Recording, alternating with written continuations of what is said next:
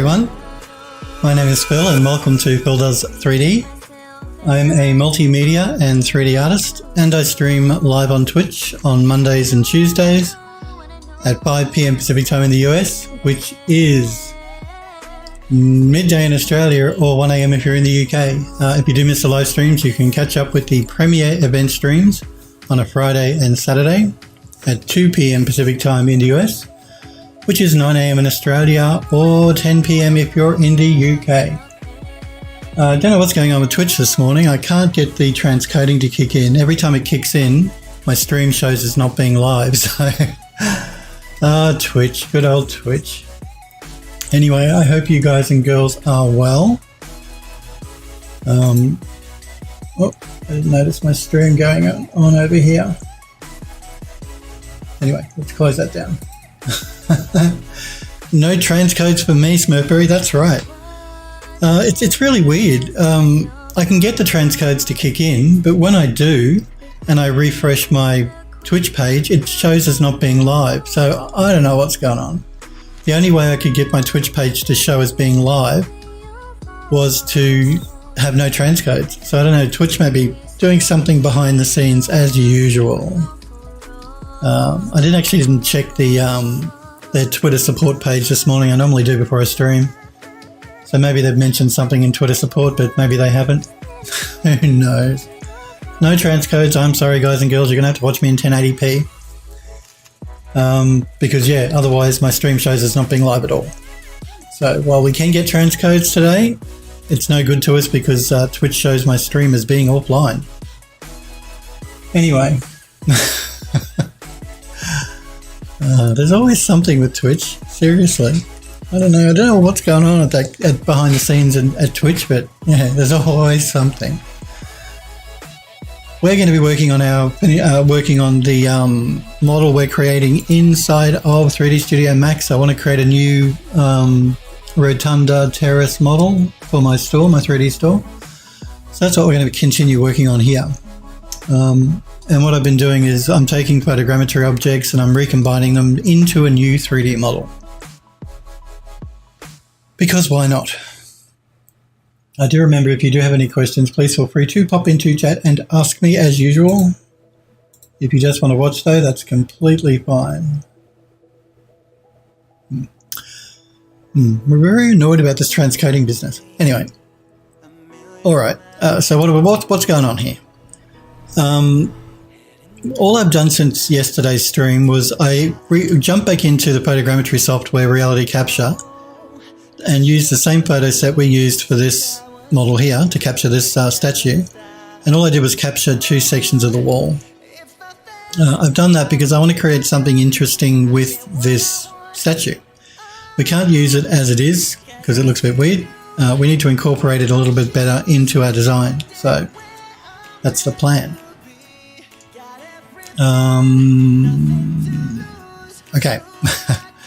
So I think what I might do is I'm going to select these three pieces and copy them just in case I mess things up because you never know. So I'm just going to shift click and drag to create a copy and I'm going to go into isolation mode so we can just work with those copies.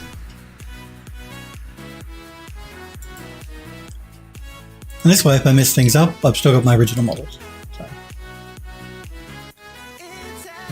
Okay, so what we need to create something interesting with this statue. I want to have a statue either side of a stairwell going up to the terrace, to the rotunda, but we need to make it a little bit more interesting. So I think the first thing I might do is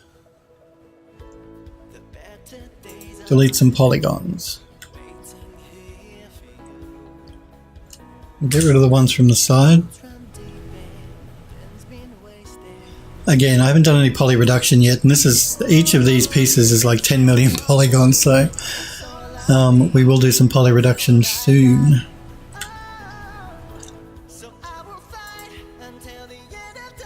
Okay. Let us jump into the top viewport and let's just grab a little selection here.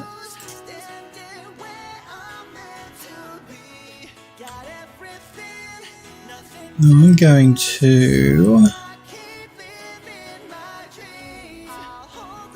I think I might scale this to make sure it's nice and straight.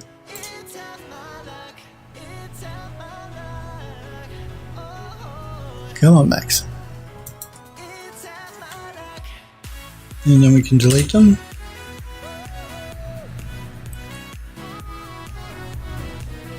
Hit the delete key. Yeah, there we go.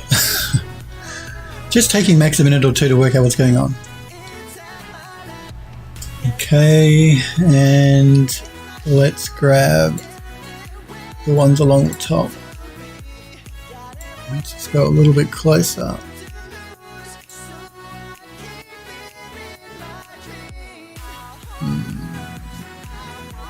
That should be okay. Will it? Won't it? Yeah, that'll be okay. Let's just delete those.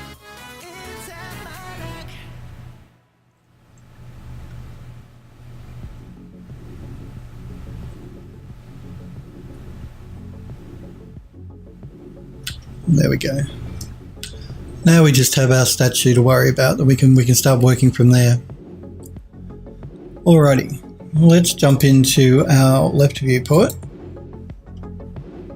I want to do some texture correction inside of Photoshop, because you see the inscription on the wall. I don't want that, so we'll get rid of that in Photoshop though. But before we do that, let's just let's get the rest of this put together.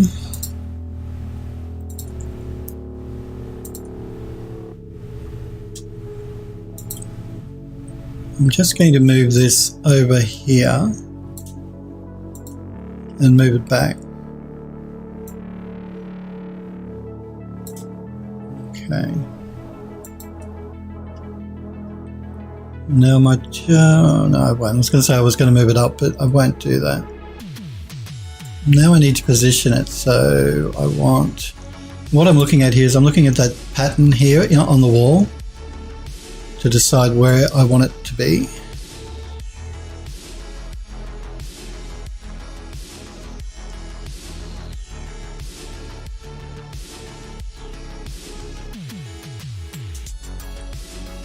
Maybe about there. Let us use the vertex selection tool, and I'm going to scale these ones in.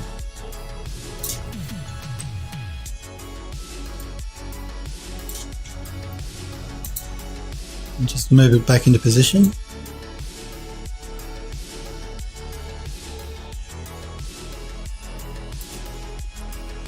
And let's select these ones. Well, not quite enough. Still not quite enough. That's better. And let's scale these ones in.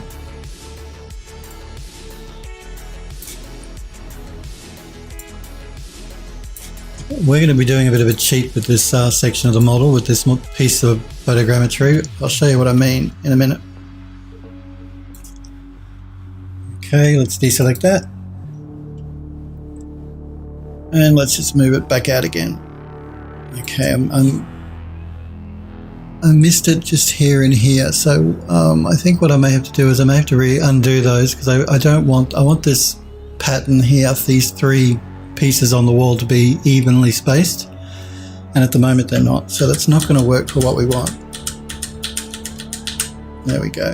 I must make sure I get this position correctly. I think what I'm going to do here is I'm going to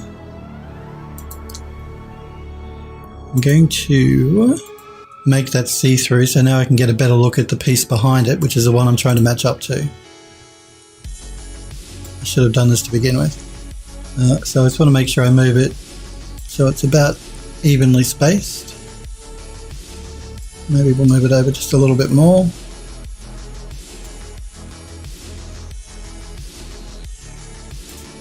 That should be good. Okay, now let's do it again. Before I do that though, so I can see what I'm doing, I'm going to see through this piece. There we go.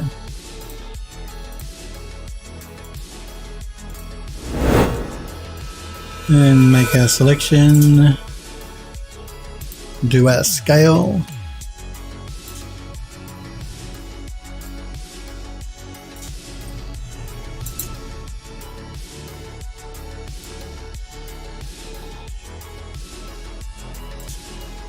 I'm just going to jump into orthographic here for a second.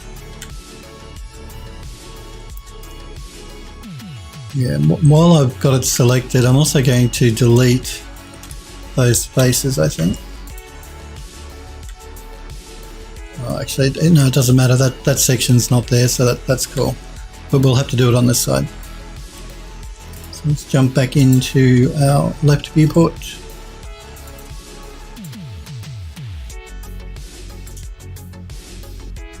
And scale it.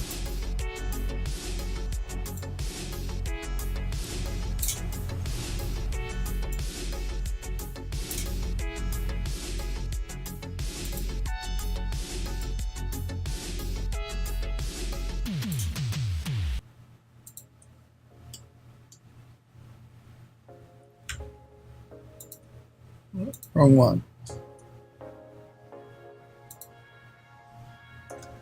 Let me just go back. I hit the wrong one by mistake. Now I'm holding down the control key while I change these selections, and that remembers our vertex selection and carries it over to the poly selection tool.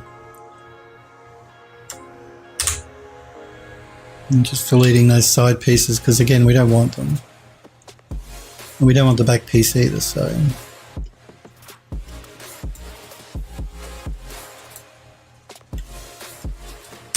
let's get rid of that. Good. Okay, let's move it back over again. So now our back section is the same size as our front section. That's good. And then we have this side section here. So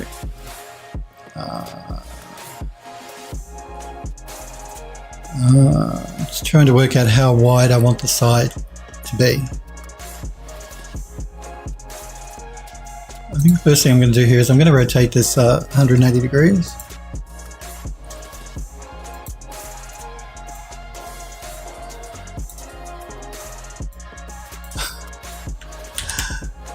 There we go. And let's just move this over.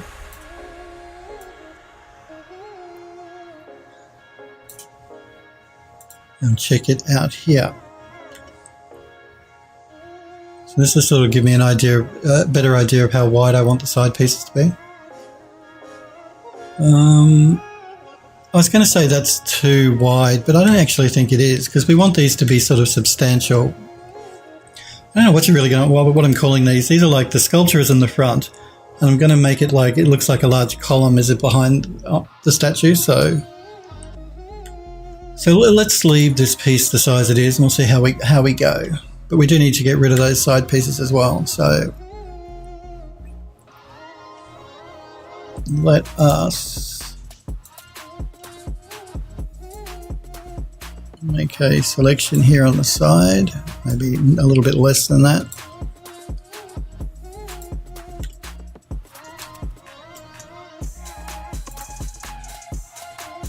Again, I'm just going to scale it before I delete it.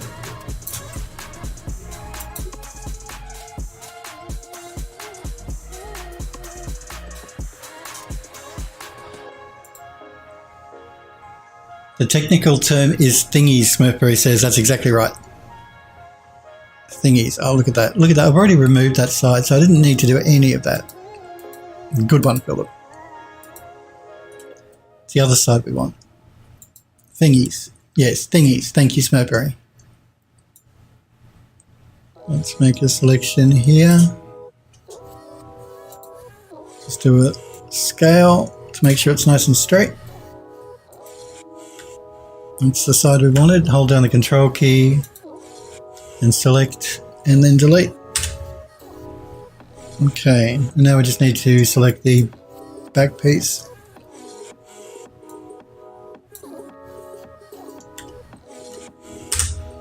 And we'll delete that. Alrighty. Now, let's let's get out of sub-selection there. Let's move it down.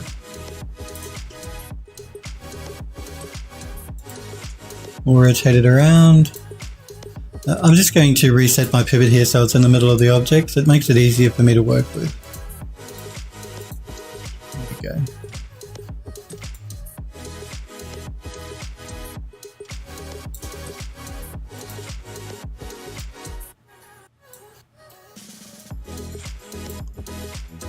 And I want to bring it so that corner is at that corner, which means this one's got to be pulled out a little bit.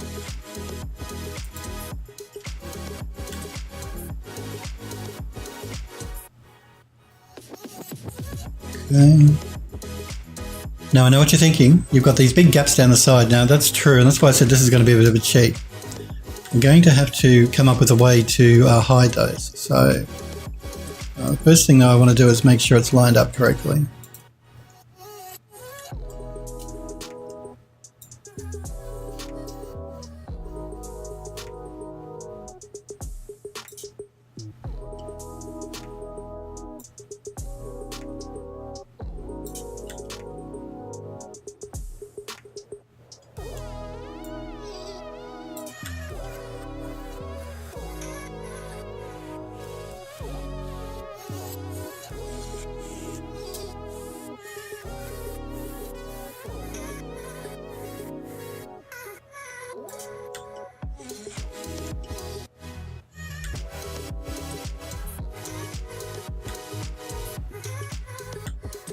We're going to remove a lot from the top here as well. I'm going to put it like a shelf top on this, and then we'll put something on top of that. But for the moment, I'm not really worried about that bit.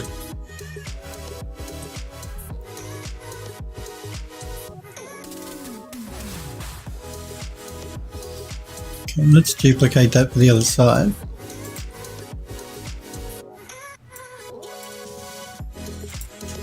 And rotate it 180 degrees.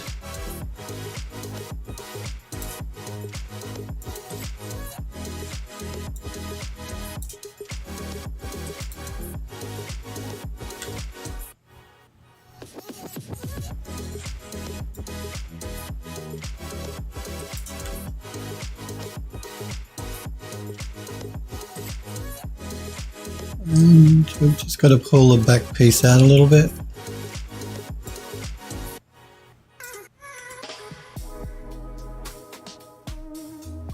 Make sure we're lined up.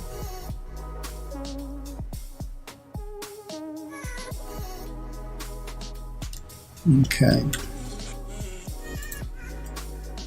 All right, let's jump out of isolation mode.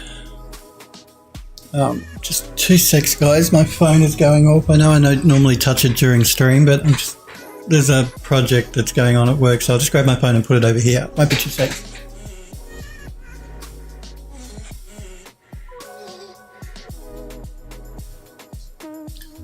I'll ignore it, but I'll put it just right over there. There we go.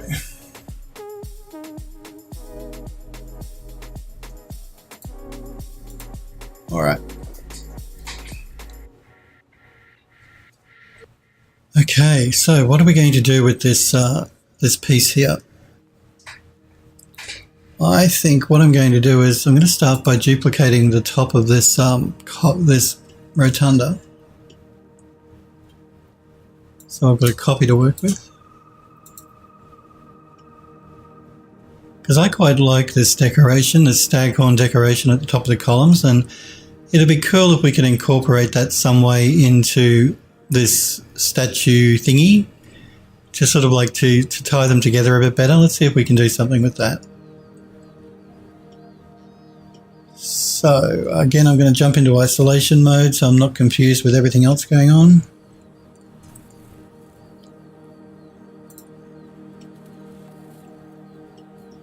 Just going to rotate it around so that I can get a front on view, but again I'm going to reset my pivot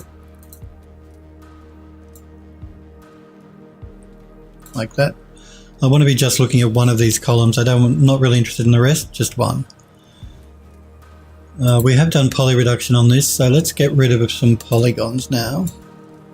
I'm going to start by deleting those. And those.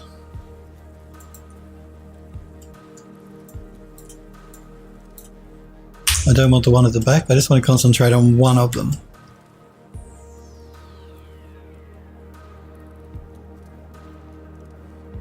And in fact, I don't need this back piece here either.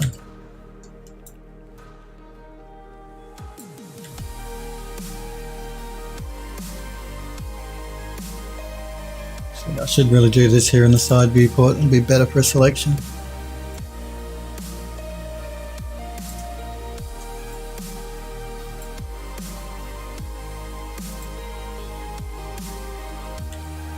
So let's get rid of those.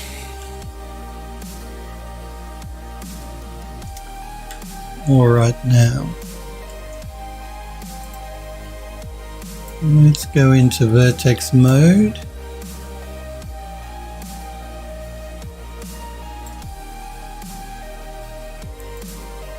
And use my scale tool that I love to use so much.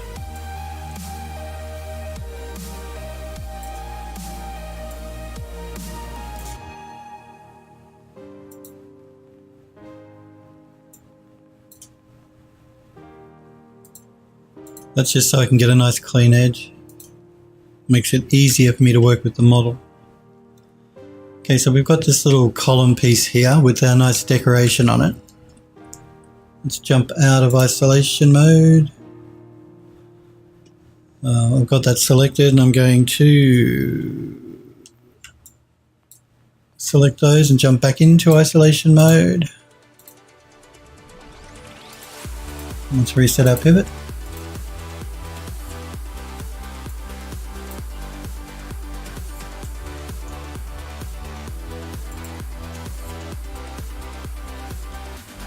Okay, now at the moment it's way too big, so I'm going to scale it back just by eye.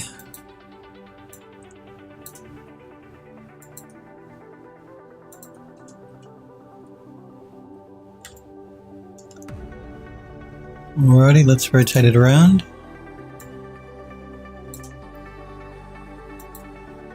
Now I know I've got to decide now where I want to put the top on the column. I originally thought right above that little extension here on the wall, but I'm not quite so sure now. Maybe it's going to push this back into the wall. This is why I said this is like a cheat. I do this quite a lot though, particularly in game engines. I do this quite a bit. If you want to reuse a piece of geometry that's maybe not quite the right size, you hide a lot of it inside the wall or inside of another piece of geometry.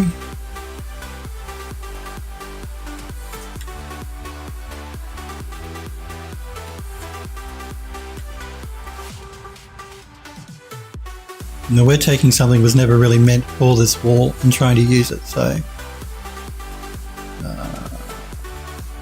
let's scale it back a little more.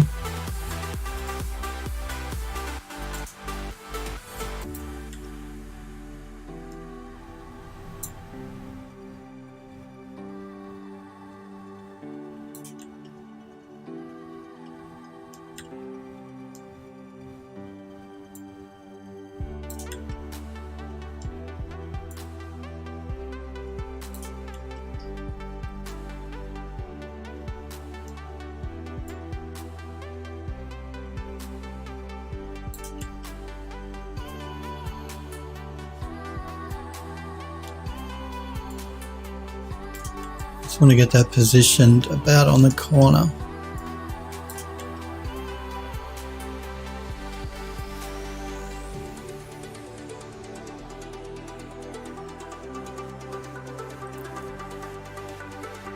Alright, let's see if we can use a multiplier.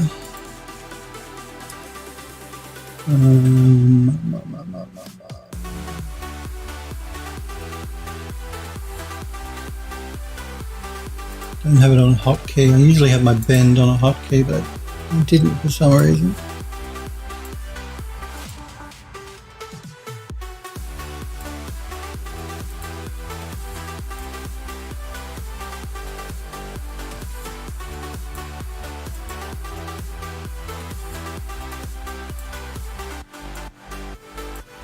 No, what direction do I want to go in? No.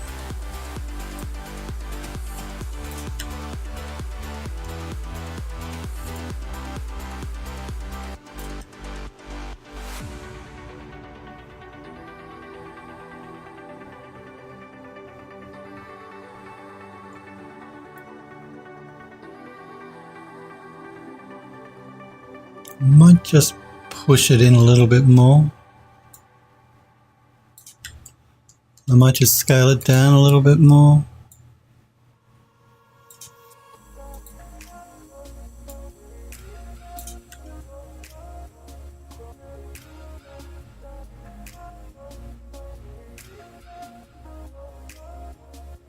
As I'm sort of working on it here, I'm trying to imagine the final design as to what might look cool. So what I could put where. If that makes any sense to you guys. Now,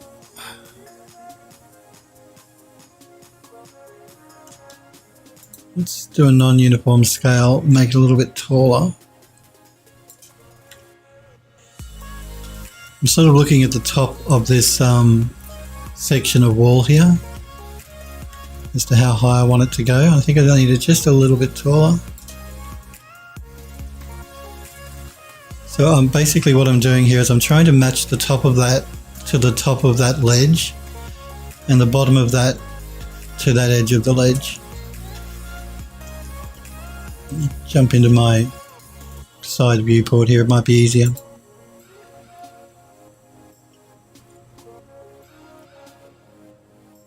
Okay, so I need that ledge there and that ledge there.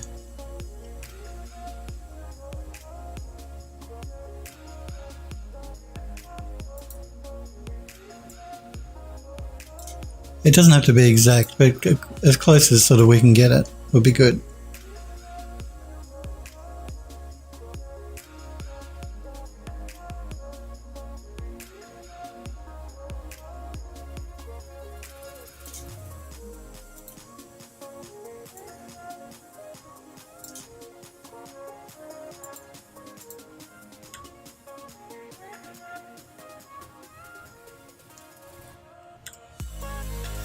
Okay, that should be okay, I think.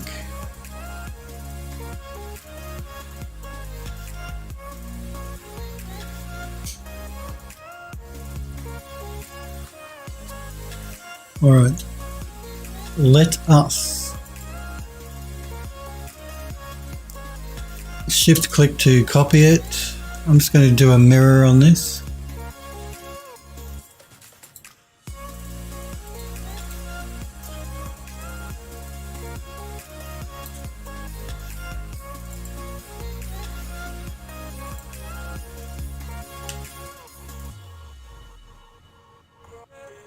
Let's get it into position.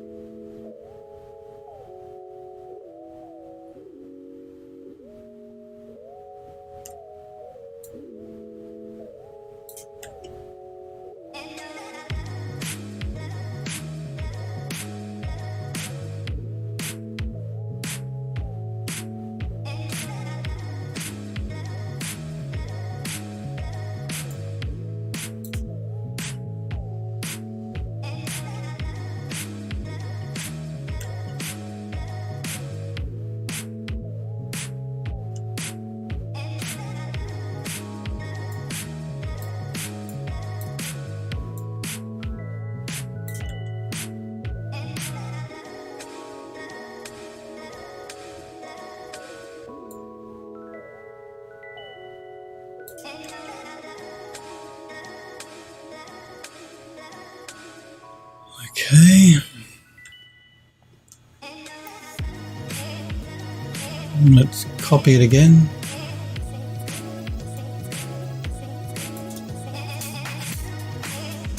Let's mirror it.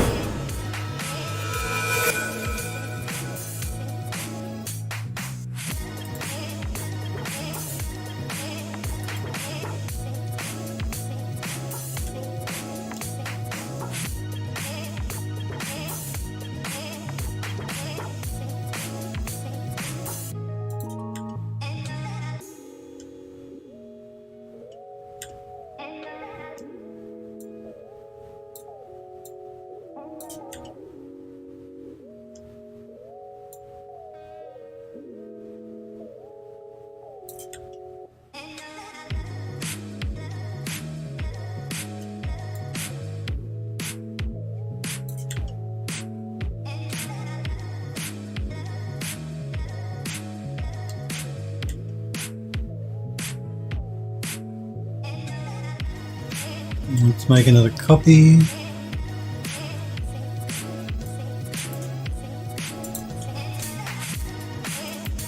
Mirror it.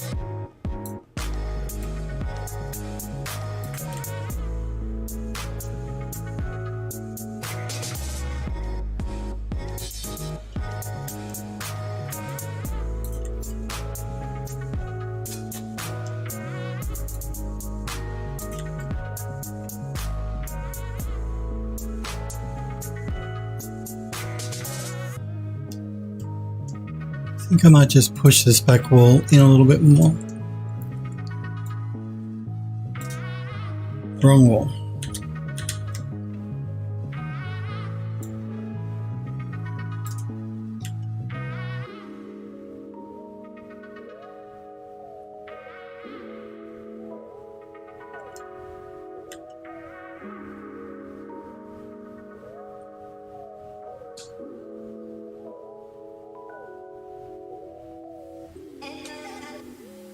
May have pushed it in a bit too much.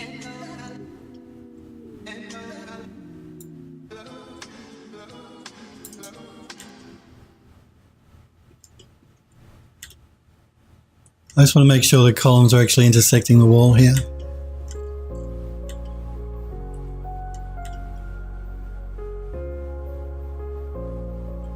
Okay. Let us look at some other part of this model. I'm just going to do a quick save here so we don't lose what we've done.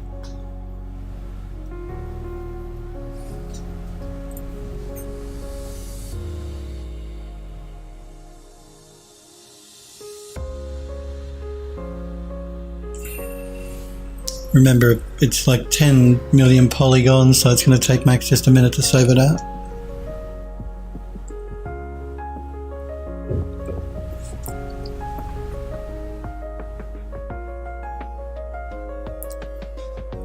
Come on, Max.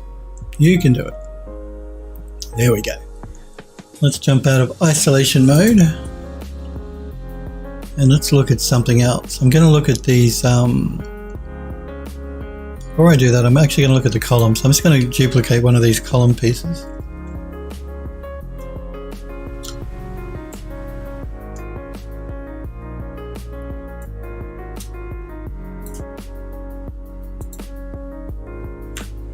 And let's go back into isolation mode.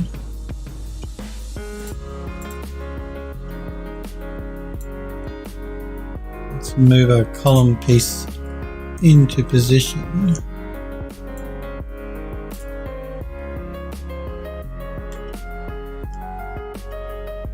The columns are way too big, so let's start by scaling it uniformly.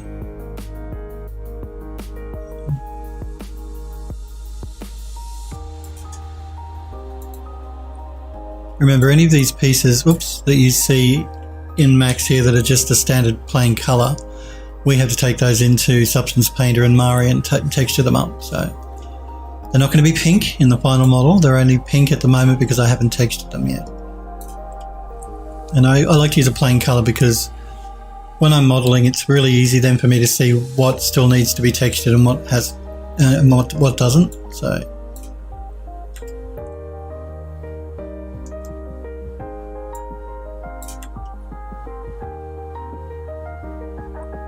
now we have to work out how big we want these columns, how fat we want them to be. Might just reduce them a little bit more.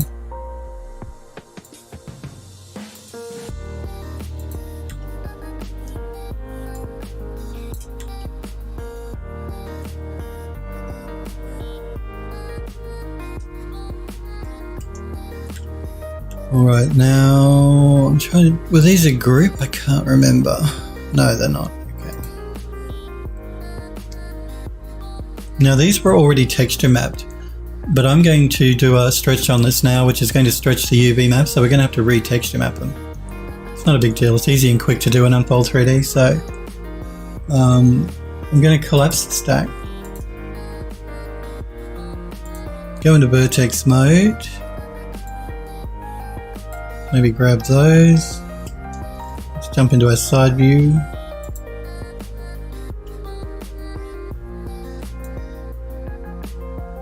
And I'm just going to stretch our column all the way down.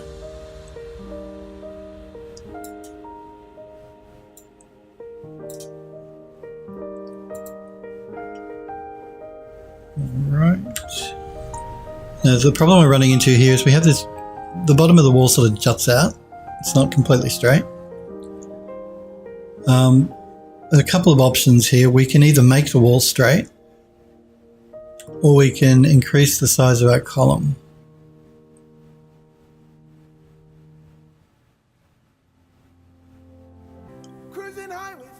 Which to do.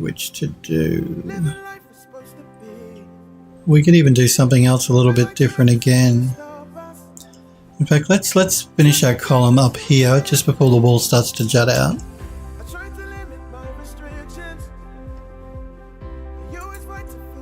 Sniper Echo, good to see you, buddy. It's okay, better late than never, as we say. It's good to see you, Sniper Echo. Hope you're well.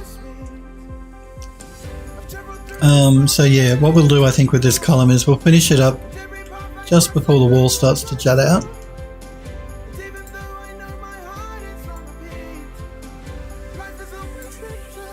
And we'll come up with some other design for the bottom. So the first things first though, before I actually start copying this around, I'm going to UV map it. So I'm just going to send it quickly over to Unfold 3D.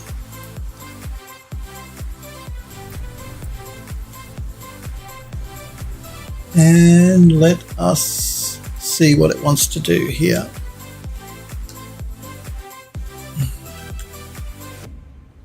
That's not too bad. It's just giving us one cut down the side of the column, which we can easily hide. So let's get it to do that. Pack it. I'm just going to slice it up here because that's a weird unpack.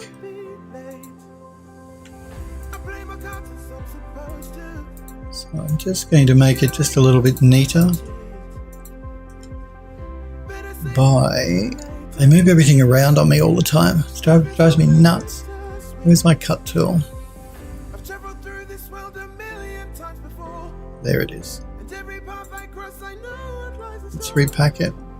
And that just gives us a nicer looking UV map to work with.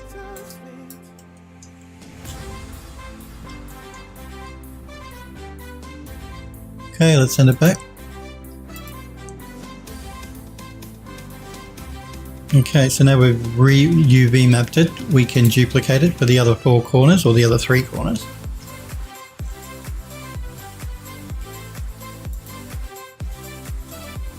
So let's shift, click and move for this side.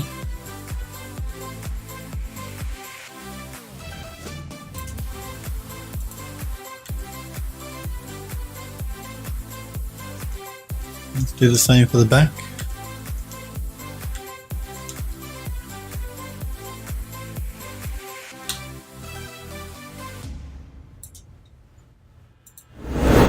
Get that in position.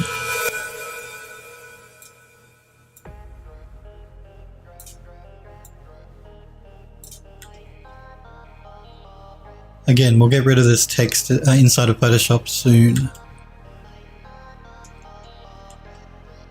And let's do the final corner.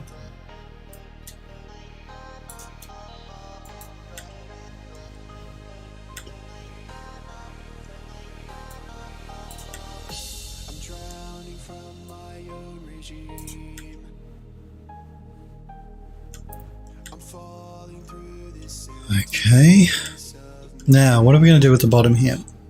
What can we do? Let's just do a quick save.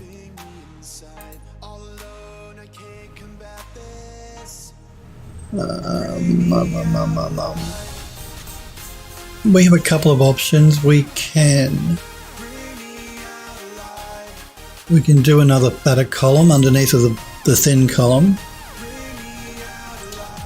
We could just do like a decorative rectangle. Let's try the I'm just waiting for Max to finish saving. Let's try the column on column first. See what that looks like. You were busy working, you didn't hear your alert. I get it, Sniper Echo. I just read your message. I'm sure you posted it more than 10 minutes ago and I've only just seen it. So that's cool. It's all good.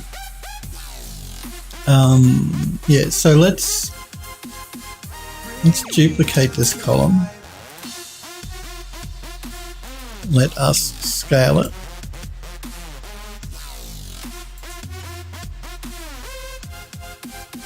Scale it back. So I don't want to scale it because by doing a full scale it starts to scale the top piece, so I'm going to again collapse the stack,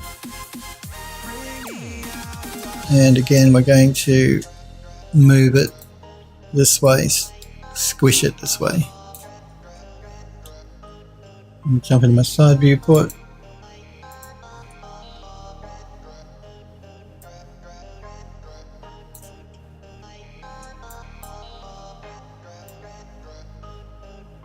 Okay. Now we're running. We can't overlap our verts because then we start to have problems with our mesh. So it's okay. I just got to go in here and do it a little bit more carefully. So start by pushing that one down.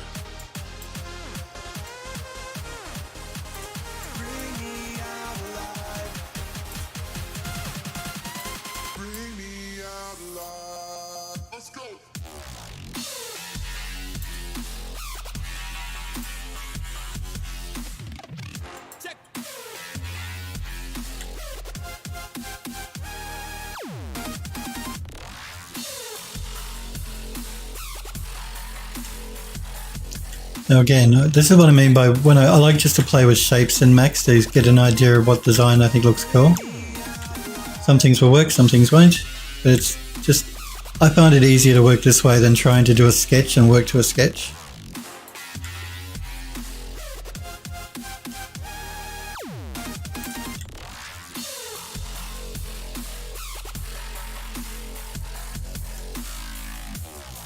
I'm going to deselect that and have a quick look at it. Could look cool.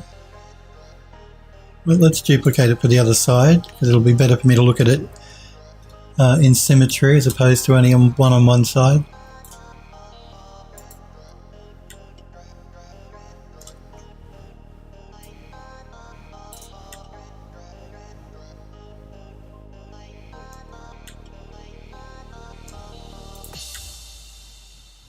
Okay, so if we have two here and two at the back, I think that could look cool. Once we texture it up to better match the sandstone of the wall, I think that could look cool.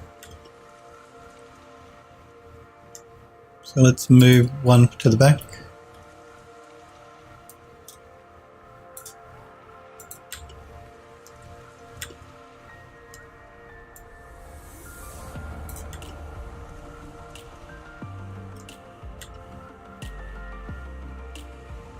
And one more over.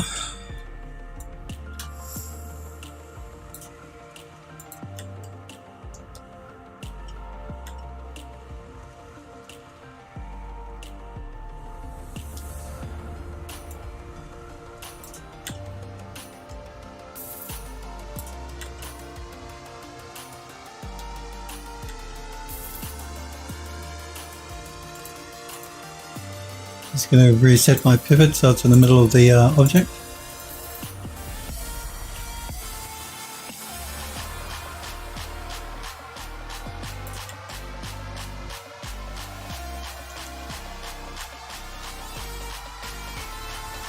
Okay. So that's hidden all of those gaps that we had in our original model there. Now we have to look at the top. What are we going to do with the top? I actually think what I'm going to do is I'm going to start by joining the front pieces of these side bits together. So let's jump into the top viewport again. Let's do a quick save. Again, I have to remember to do it manually, anyone new to my channel, because I turn off autosave.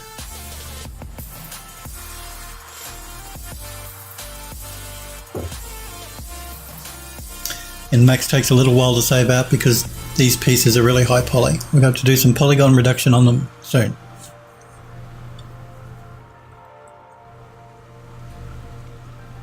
So we have to work on the top of this piece now.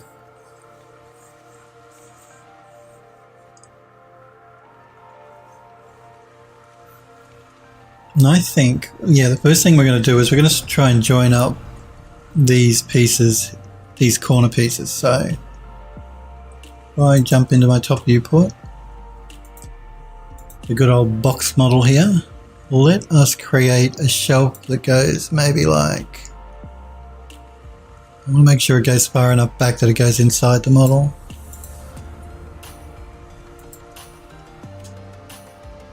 Let's move it up.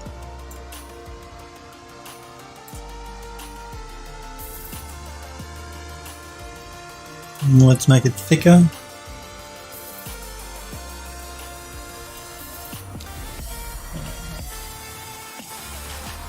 Here we are. Let's go into the left viewport. It'll be easier for me to see.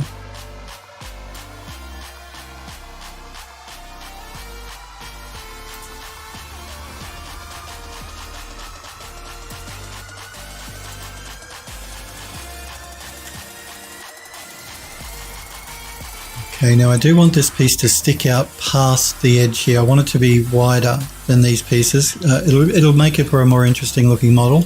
If the box was sort of right in line with that top curve, it would work, but the model will look more interesting if there's a bit of an overhang. It just gives more three-dimensionality to the piece. So I've made it a little larger and overhang it just a little bit past that edge. Again, I hate hard edges, so I'm going to do a chamfer on it. Go to 3 segments.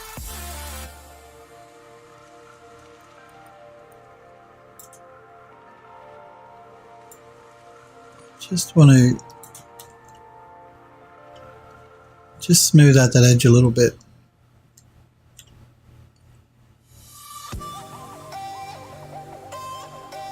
In fact, I think what I might do here before I put the chamfer on is we might... I'm just going to hide this one piece because otherwise I'm going to turn edge faces on, and because this is a 10 million poly model here, it's going to get really distracting. So I'm just going to jump into isolation mode, turn edge faces on here. Let's see. No, I don't want to go that way. No, I don't want to go that way. I do want to go this way, and actually I do want to go this way.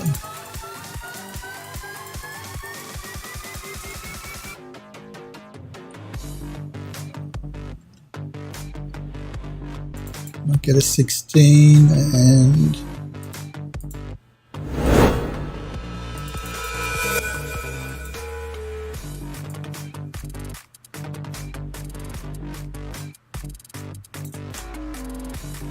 let's see what we can make with this.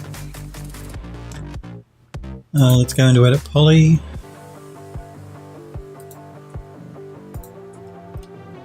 And I think what I'll do is... Oops, wrong key. Let's go into Edge Space here as well.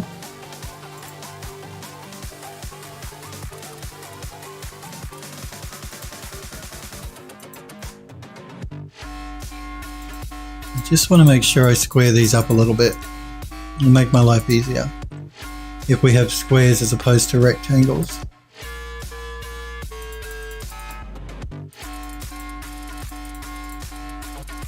That's better. Alright, back into Edit Pulley. Okay, the first thing I think I want to do is select those. Let's deselect those.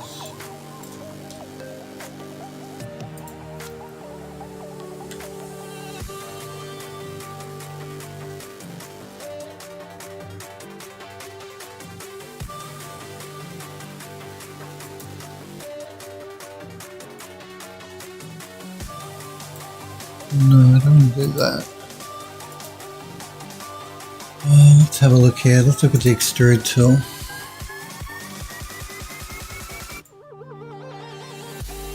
Just going to extrude these in a little bit.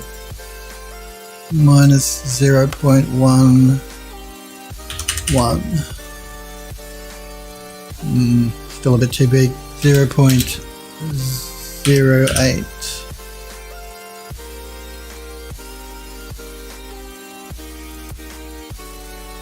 Better.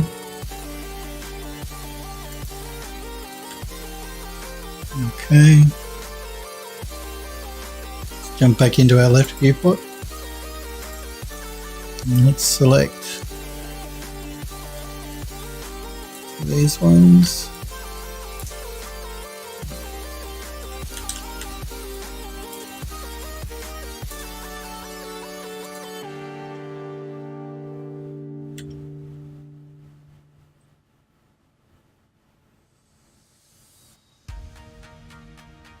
Okay, let's jump back into our extrude tool. Instead of going negative though, let's go positive.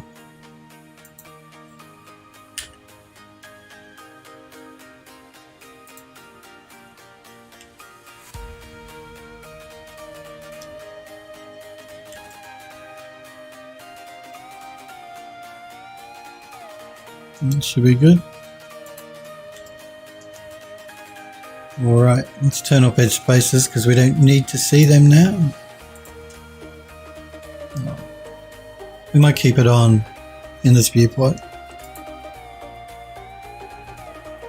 I'm just going to go into default shading. I thought that might help with looking at the pattern we've created here, but it doesn't really. So we'll go back to flat. But again, it's all hard edged, and you guys know I hate a hard edge, so let's go jump back into our chamfer. I'm just going to remove the chamfer modifier so I can go back into edge mode.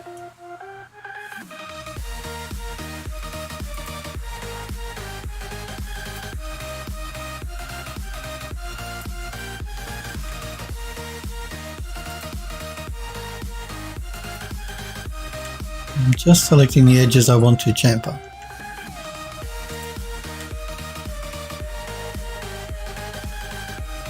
We're not going to see the back of this, so it doesn't matter with the pattern here. Doesn't matter, we did it, but we won't see it.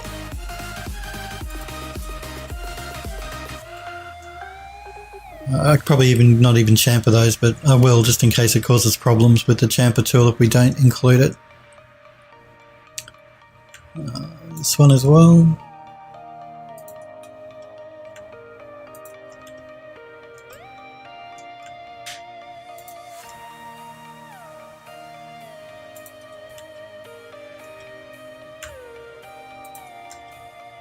We want to get the inside edge here.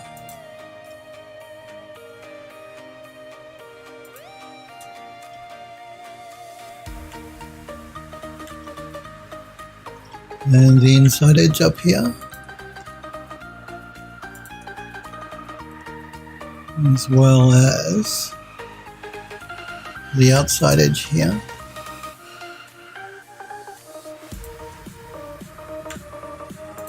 These ones.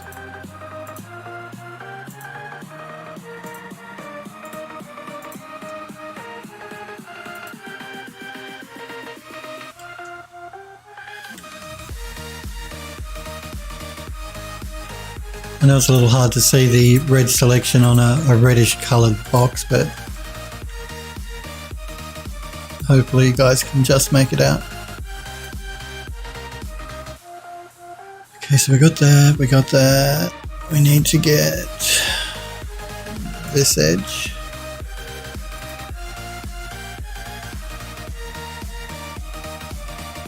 And this edge. And this edge.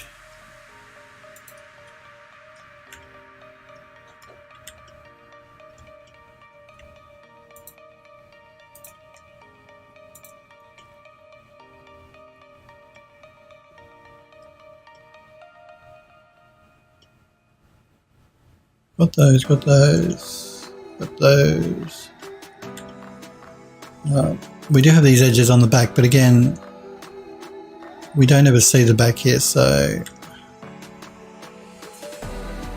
I'm not going to worry about that. It's only the front we're ever going to see. Okay, now let's throw down the chamfer modifier.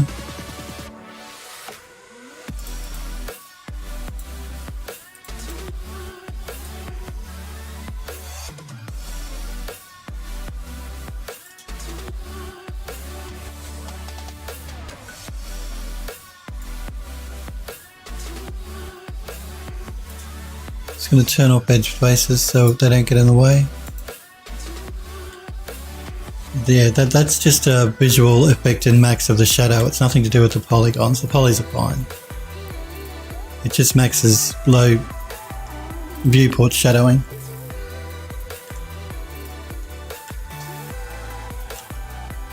Okay, let's jump out of isolation mode.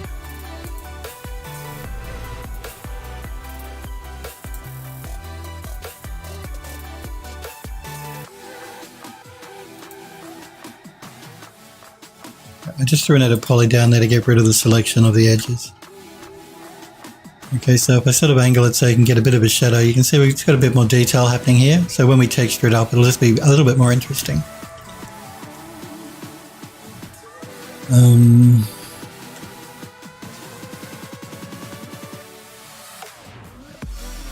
So let's duplicate that for the other side.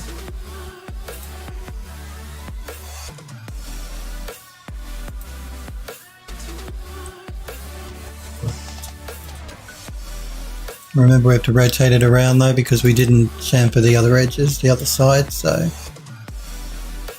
let's do a 180-degree rotation.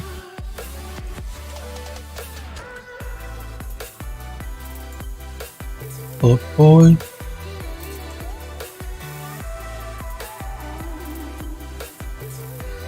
Just going to jump into my side viewport so I can get that size correct.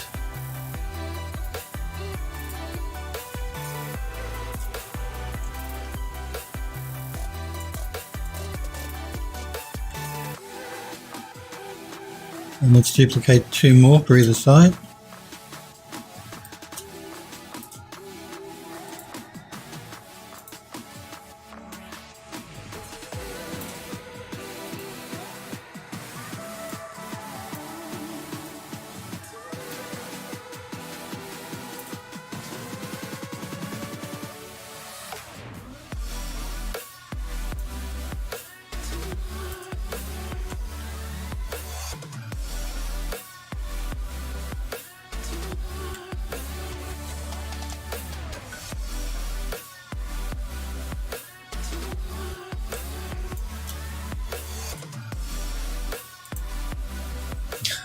I haven't been paying attention to my chat.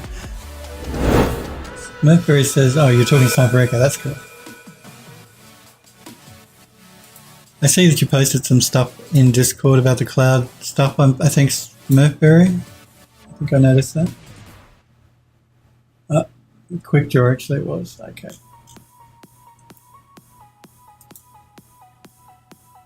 Let's move this one in.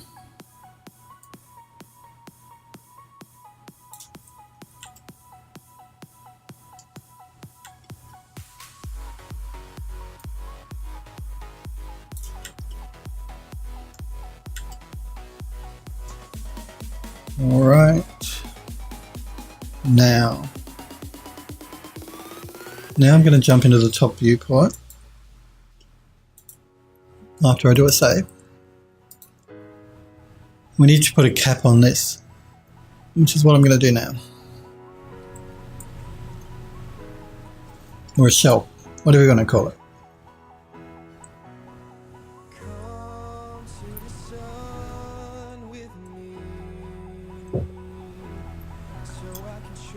When Max has finished saving.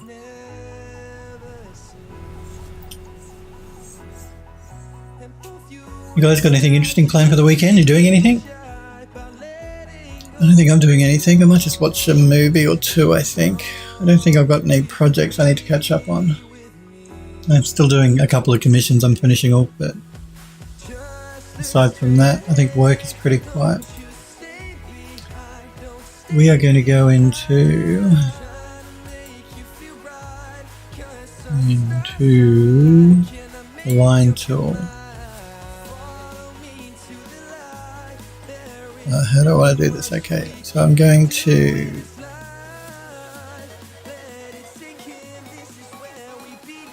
it's going to be hidden underneath of it, so instead of looking at the top, I might switch to the bottom.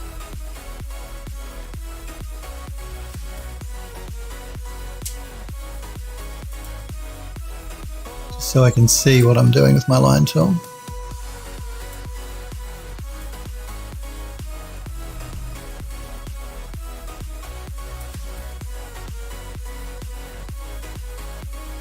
Mercury says, remember that plant I was sculpting? Yeah, I do remember, like a year and a half ago, I started working on it again. Good to hear, Smokeberry Barbecue. Yes, I do remember that plant. It was looking cool last time you were working on it, so I look forward to seeing what you do with it.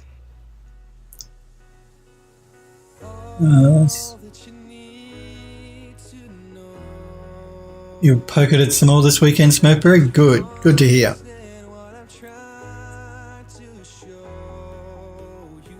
Just extend that a little bit more.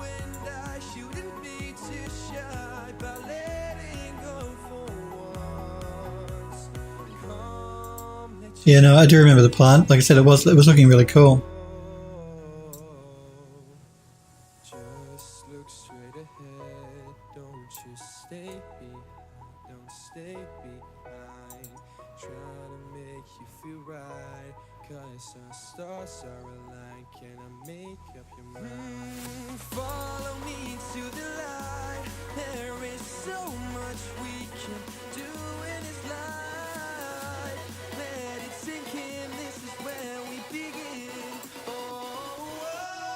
Smokeberry says, ran into frustrations with the limitations of Mudbox and the techniques I wanted to use to work on it.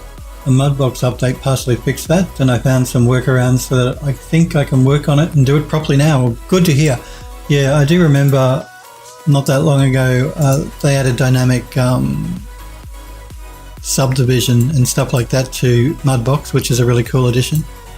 I think they actually had it before ZBrush did, because ZBrush have it now, but at the time I think Autodesk released it before ZBrush. So I don't know what other new tools. I'm sure they added other stuff to it as well. Autodesk, that is. Mudbox, that is. Which is a good program. Particularly if you don't like ZBrush. ZBrush. Oh.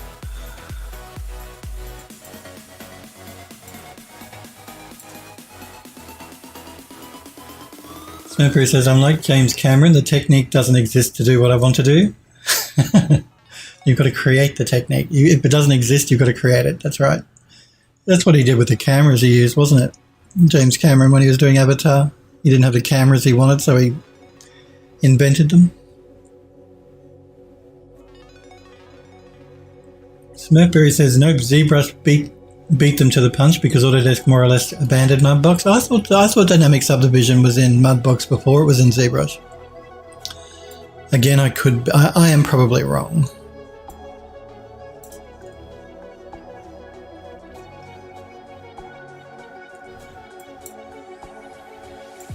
I'm just going through here and just tidying these points up a little bit.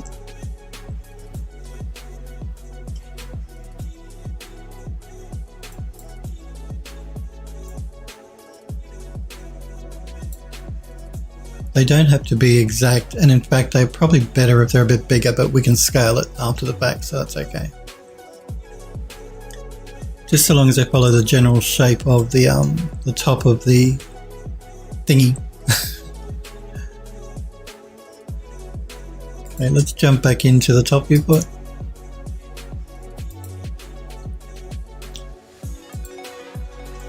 Let us move our spline up and throw down an extrude. We don't want it that thick.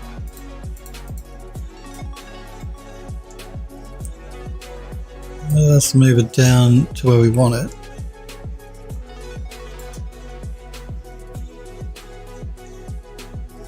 Smurfberry says, as the resident Mudbox user, I'm right when I say you're wrong on this one. I trust your judgment, Smurfberry Barbecue. Yep, I will defer to you. Smurfberry says, although Autodesk did show a prototype video of it at least a year or two before it was in ZBrush. But like I said, then they stopped releasing updates, so ZBrush beat them to it in a shipped product. Oh, well, there you go, Autodesk. You snooze, you lose. Mudbox is a great sculpting program. The interface is much nicer than ZBrush's. It's normal. It's not like that rubbish interface that ZBrush has.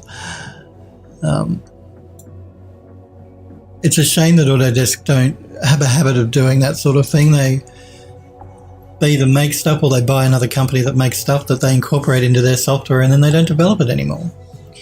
I've said this to you guys before. I just don't get it. Why do they do that?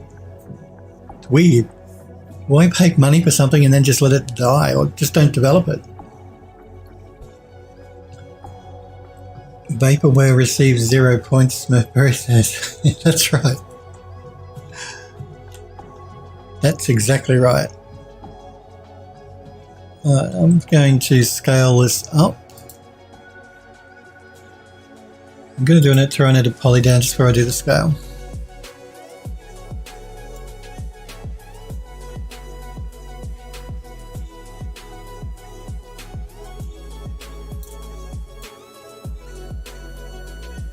I'm not scaling in the Z either, I'm only scaling in the X and the Y. I just want a bit of an overhang.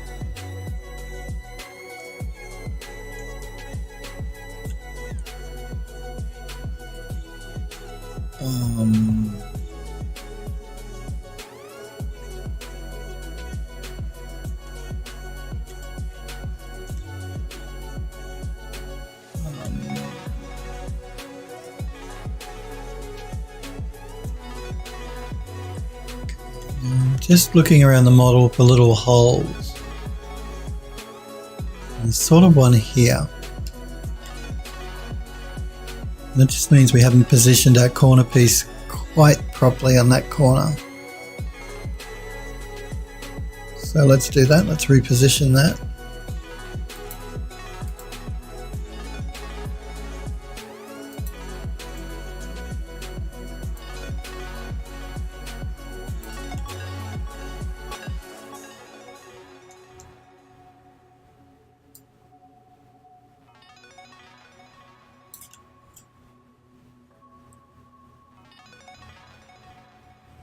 Okay, now that we've repositioned that, we just need to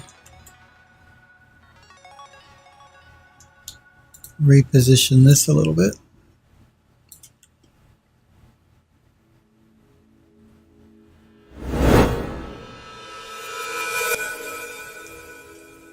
So we've still got a bit of a hole here. This corner's proving to be temperamental and difficult.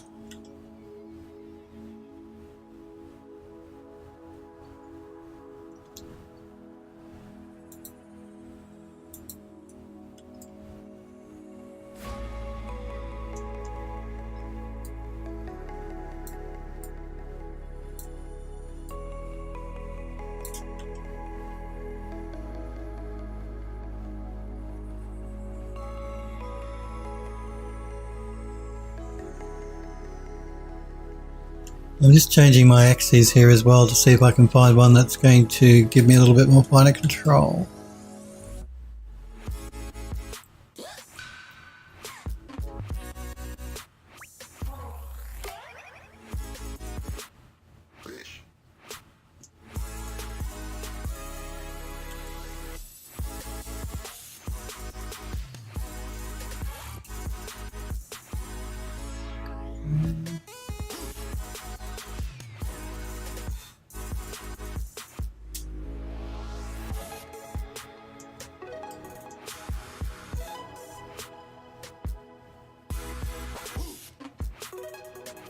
Let's move this piece back over.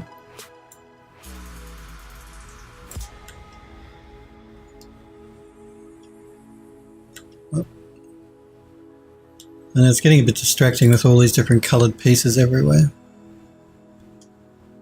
So I'm just going to colour these all the same.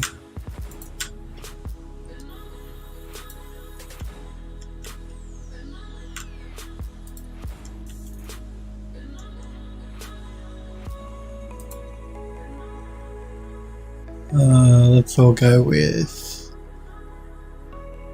Okay, let's go with that colour.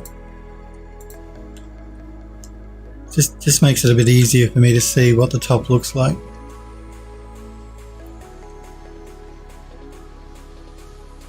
Alright, let's get rid of all this crap here that's sticking out the top that we don't want. It should be easy enough.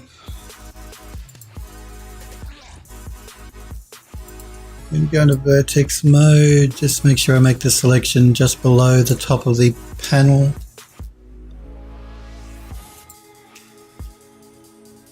Delete it. Let's do the same here.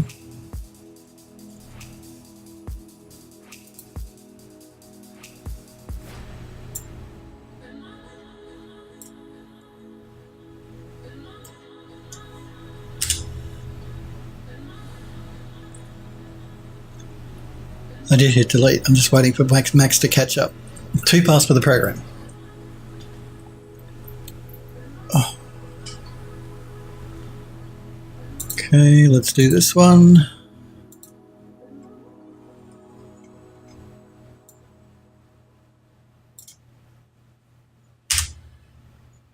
And last but not least, this one.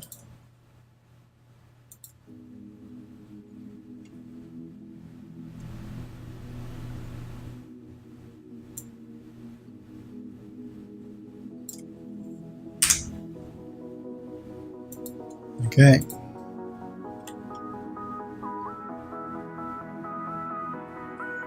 That should be okay. So I'll have a look at a couple of pieces here and there that are looking a little odd.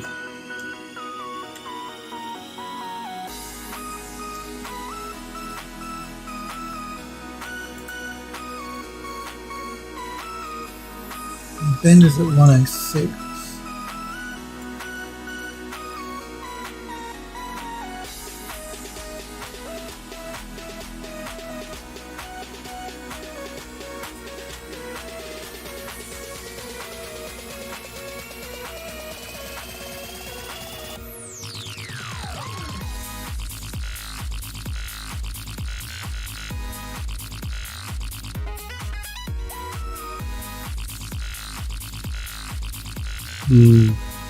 I'm just trying to decide how much of a bend I want on the top piece there. I think 106 probably was better. Just need to position it correctly.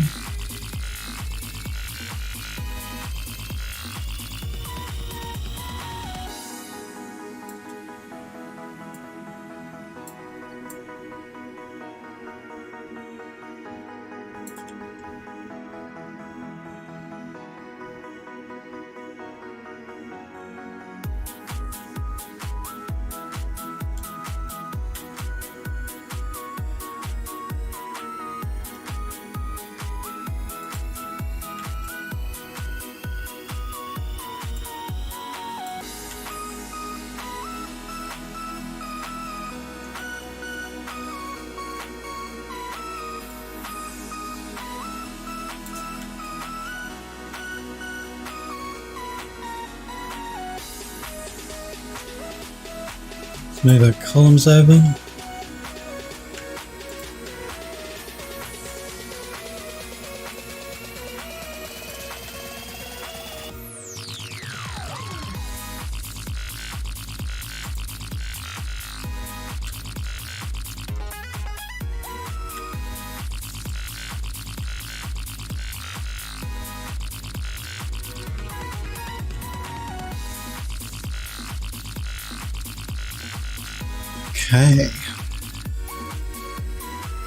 Okay, so we've got this nice big platform here on top of the on top of the thingy. It might be a cool spot for us to put another couple of copies of these urns that we worked on. Because remember, we're going to place one of these urns right in the middle here inside the pond. Again, to carry the same decorative theme throughout the rest of the terrace, it might be cool to have one up here. And that way we can put some sort of plant in it when we do the beauty renders in view, and it could look really cool. So let's do that. Let me select my urn. Oh, I just want the urn. There we go. Let's shift drag to make a copy. Let's move it up. Now, you see what's happened here? I've noticed this with Max before. It's to do with the... we did a re-UV map. We re-UV'd this model from an 8K texture to a 4K texture, and then we copied it. We copied the channels over. Max has this problem when you do that of losing its mind with its channel information. So what I'm going to do is I'm going to...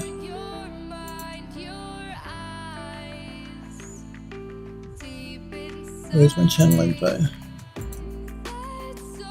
I'm going to copy you.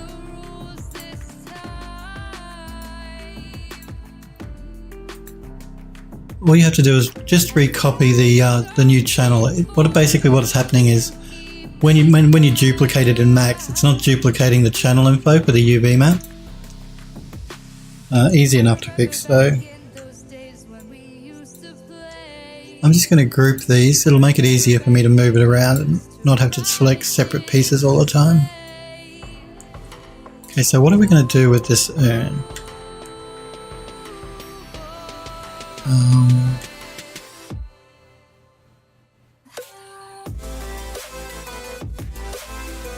We can either have one urn on its own, or we could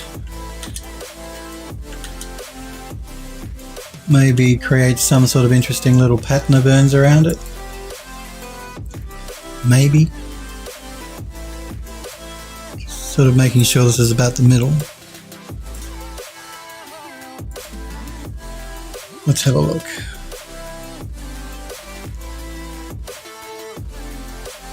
Let's try a pattern of 4 urns around the corners. Let's see what that looks like. So let's just duplicate it, scale it down.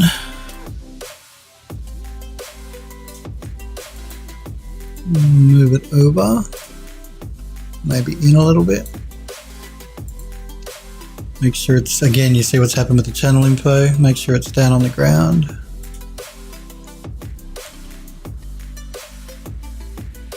I want to avoid getting too over the top for this with this column because it's already quite busy. My concern is if I have 4 more urns up here, it's really going to get busy.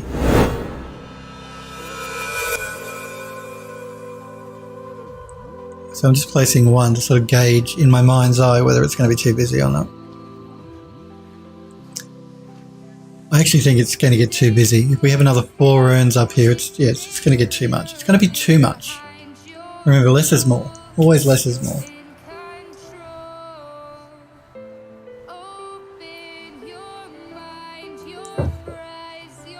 As far as the size of the urn goes,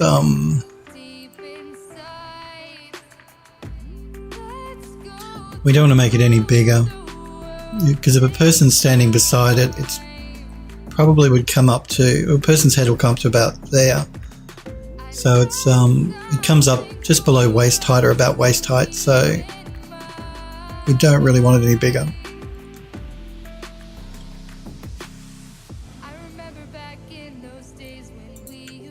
I'm just going to select these pieces and change the colour on them as well, because I find the pink a bit distracting. Again, just going to change them to that maroon colour, deep red.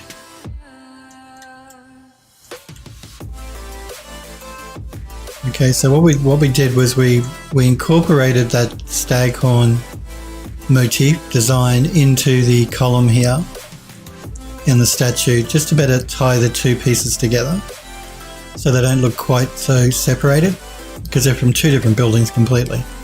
So basically I took photogrammetry from one object and photogrammetry from another object, and I combined them together, reusing parts of the same design of this piece of photogrammetry. If that makes sense. Alright, so what we can do now is let's just get, I won't delete them, but let me just move these pieces out of the way.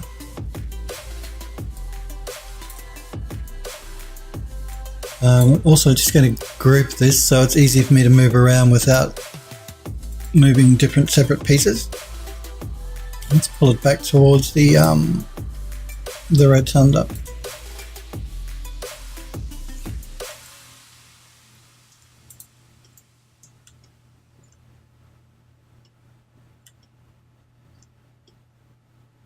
Alright, we have to fix the texture problem, so maybe we'll do that, I think. Let's jump into Photoshop and do that. I'm just going to minimize max while I'm in Photoshop. You'll notice, Smurfberry Barbecue, thanks for the host, I do appreciate it, buddy. Thank you for hosting me, Smurfberry. What was I going to say? That's right, I like to minimize max or any other program while I'm working in another program and not have them both full screen in the background. So I've noticed sometimes, because Photoshop now makes use of the GPU like Max does, sometimes it can cause a few problems. So I always make it a habit of minimizing one before I open the other. They're both still open, but I don't have them both maximized at the same time, just to avoid any problems with the GPU. Let us open up the texture that model belongs to,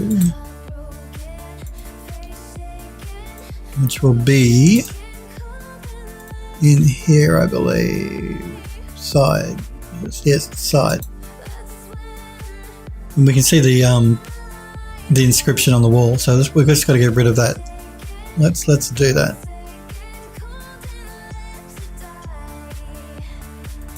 Alright, let's start by grabbing a colour here that I can use to copy over.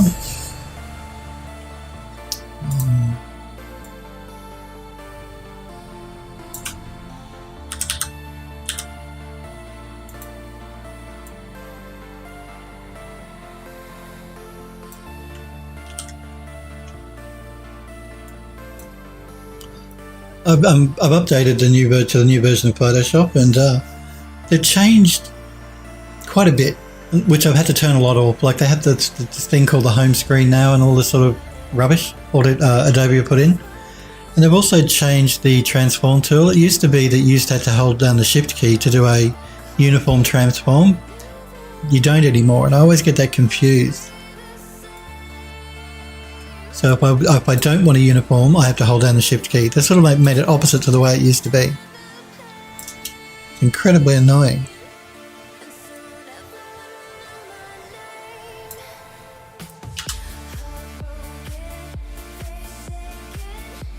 Smurfberry says everyone I know hates that transform tool change. Yeah, I hate it too. I don't know what they were thinking. Why did they do it?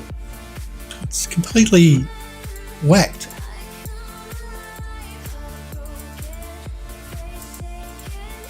And after all these years, because, you know, it's been like that in Photoshop forever. And with the new version, though, they decided that they were going to make it different. Backwards, basically. They made it backwards. And like I said, I've already gone in and turned off the home screen that they added, and artboard, or whatever they call it, which is grouping. And when you create a new document, it automatically used to create an artboard. I think they call it an artboard, which was a grouped thing. I've turned all that off as well, because it's a pain, major pain.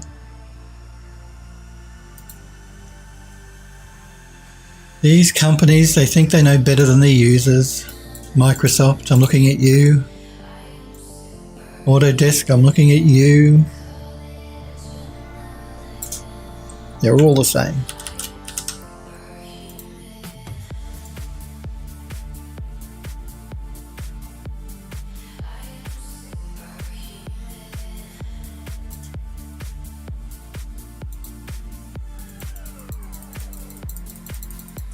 You might be tempted to use the clone stamp tool here to try and get rid of these sort of lettering.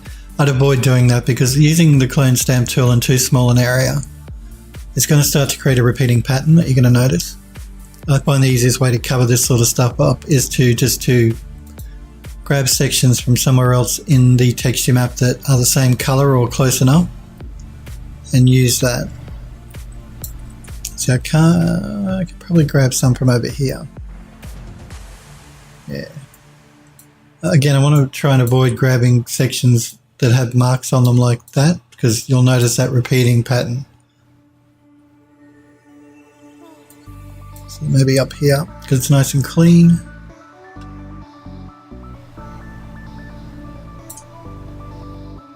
You can revert it in the configuration file. Can you, Smurfberry? I will have to check that out then. Because yeah, I did go through the configuration file to turn off the home screen and to turn off the artboard. So I'll have a closer look.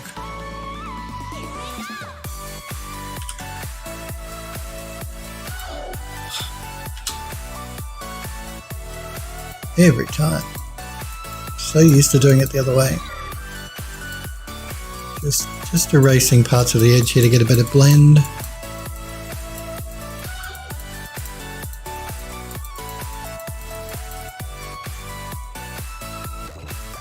Let's do a merge and keep going. This color is closest to nothing really, but maybe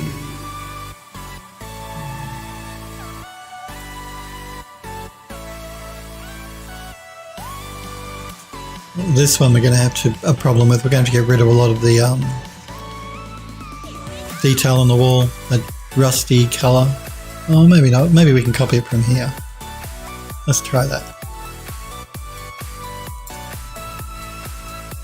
Just grab a bigger selection.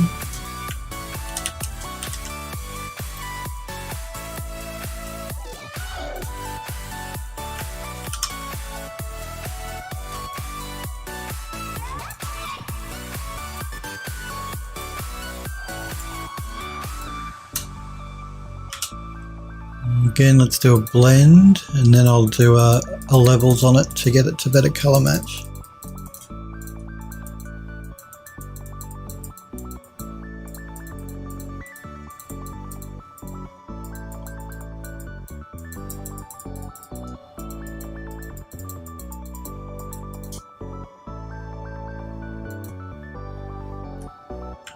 Just going to extend it a little bit.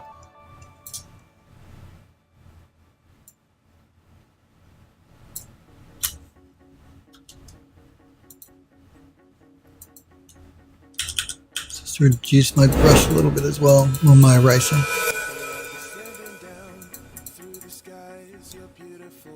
I can either take the color right up to that edge or I can do some color adjustment.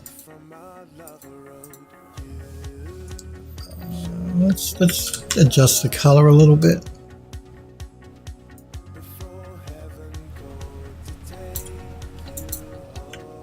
And let's extend it up a little bit.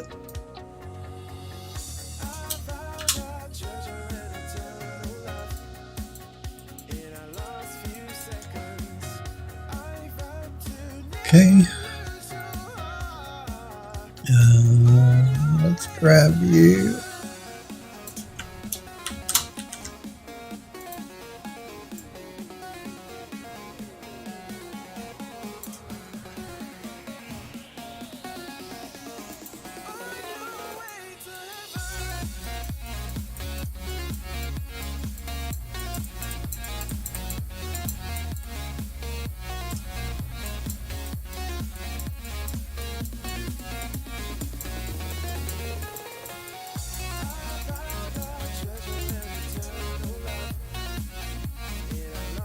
Okay, let's grab...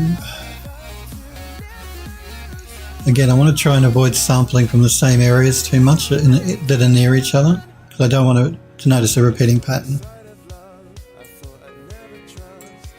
Let's grab you.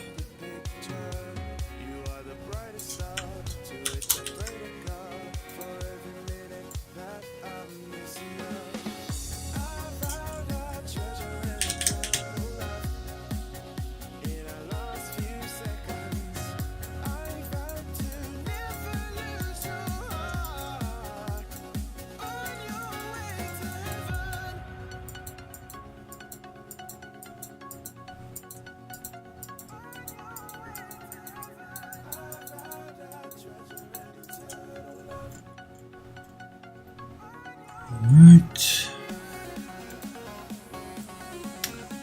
Let us. Let's grab a little bit from up here.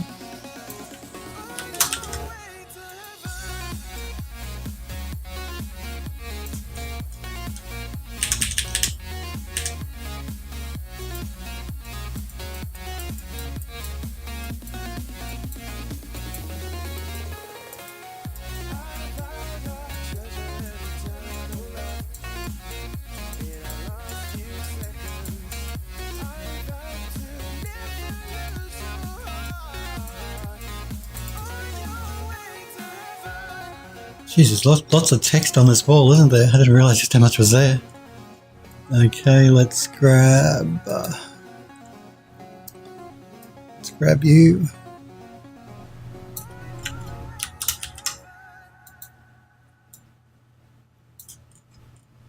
The actual building that I've used for these photos is actually a memorial. So that's what all the text on the side of the wall is. It's a memorial for the people that died. Hence memorial.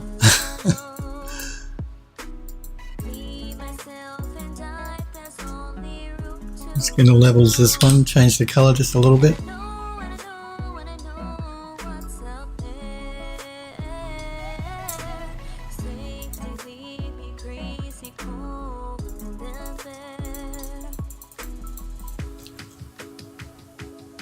Okay, got a tiny bit of text up there, but let's concentrate on this big bit of text here in the middle, I think.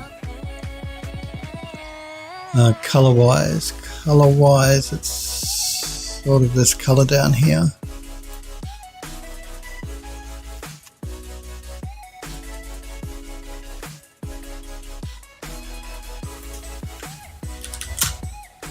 Just going to collapse my stack again.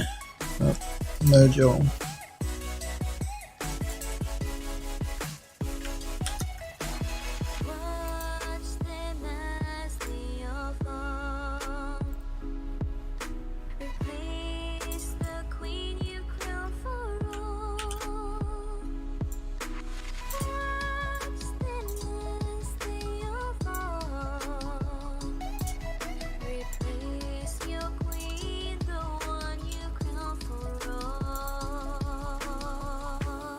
Increase my brush size a bit for the bottom part.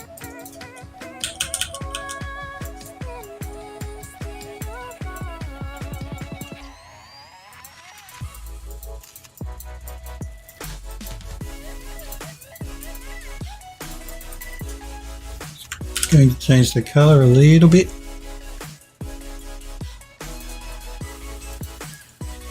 Okay. Let us grab, let's take you.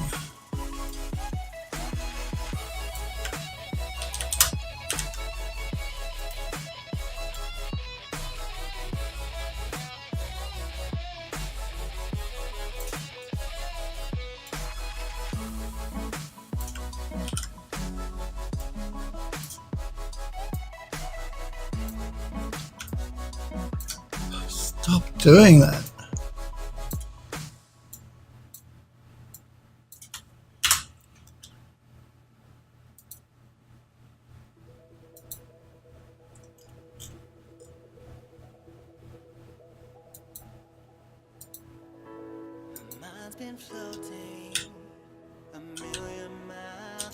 What's going on? Why are you misbehaving?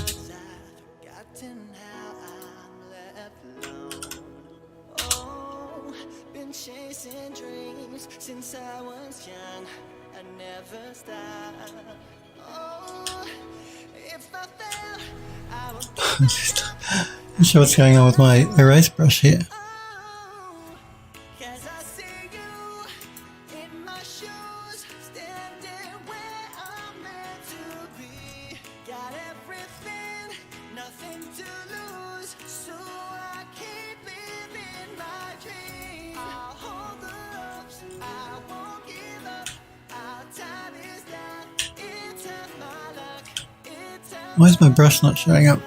oh, it's at my luck. Very strange. Why? Enter to deselect. For some reason my brush isn't showing up.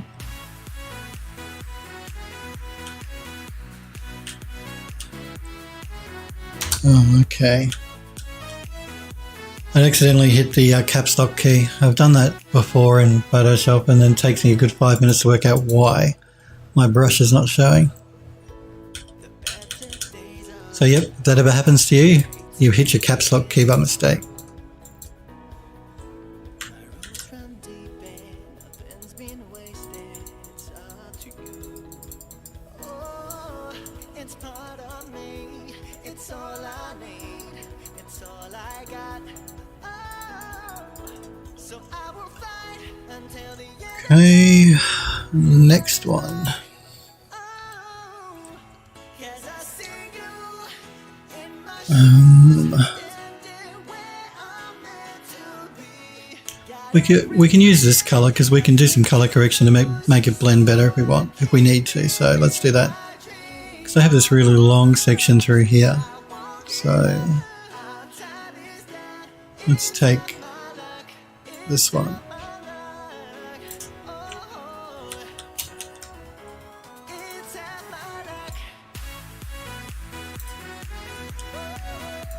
I think what I'm going to do is I'm going to do one bit and then I'm going to go back over it again. Well, then I'm going to duplicate that one bit again. So let's just blend it a bit.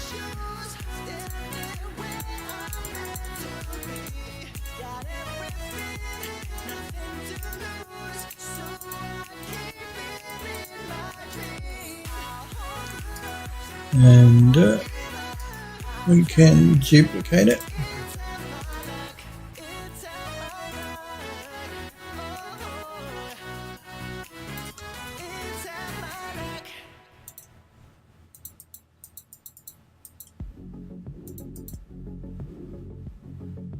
And then we can merge those two layers together. We might just do a tiny bit of color correction. Levels just a little bit.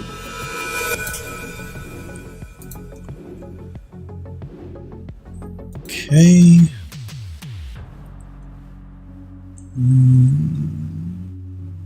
Let's grab a piece from here.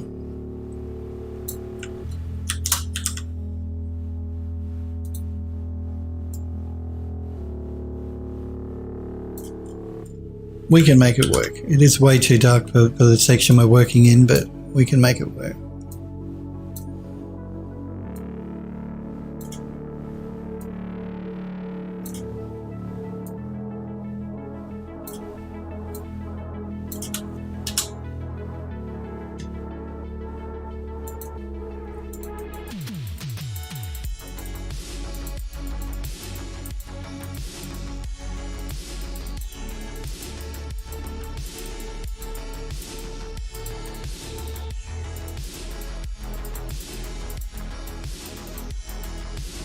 Okay, let's level it.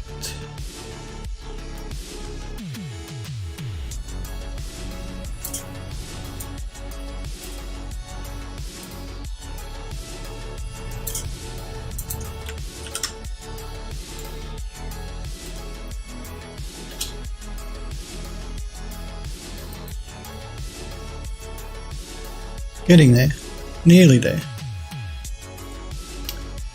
Let's take this piece here.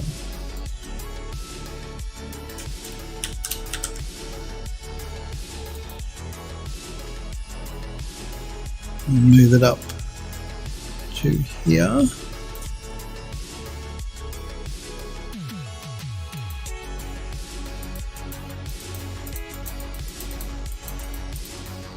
I've got to try and avoid going in too far because I'm going to hit the text.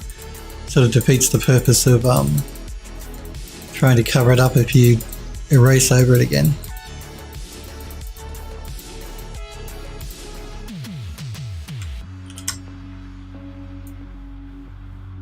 Stop doing that.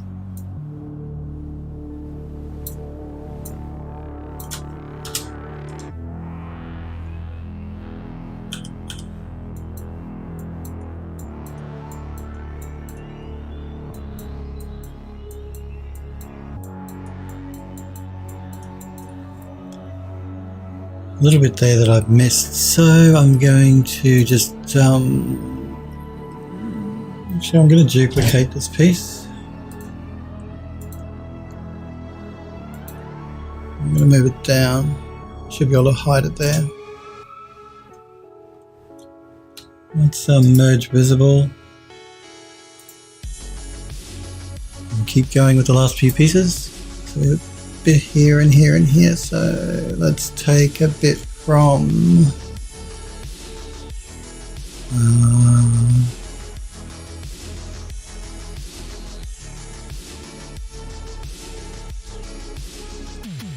take a bit from here.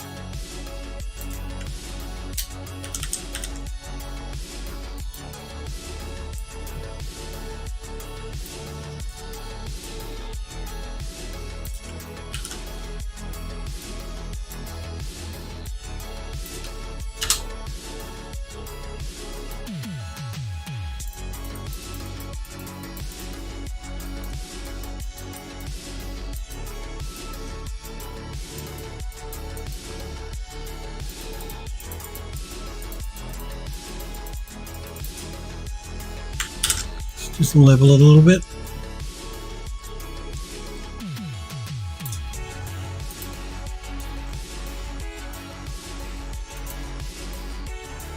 Let's grab a bit from here.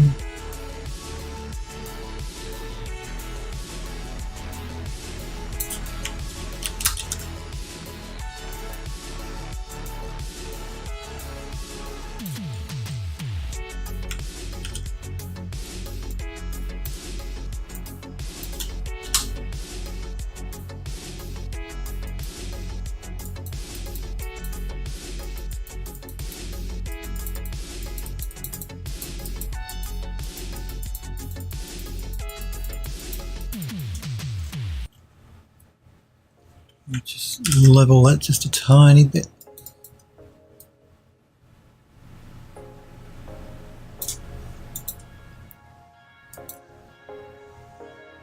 And let's grab a bit from here.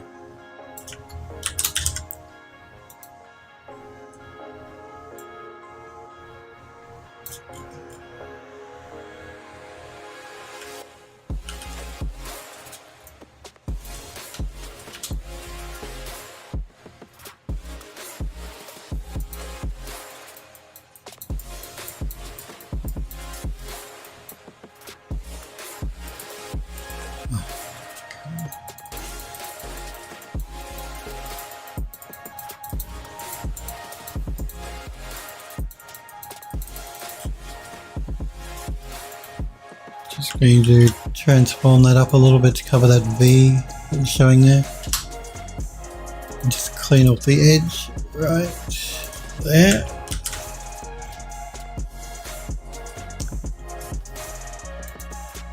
And let's take a bit from here.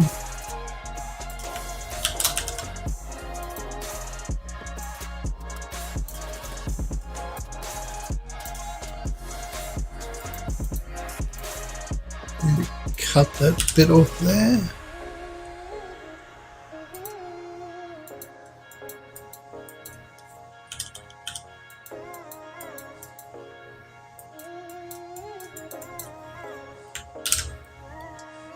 Level it a little bit. Okay, so I think we're nearly done. We've only got these 3 letters up the top. And that color will be this color down here.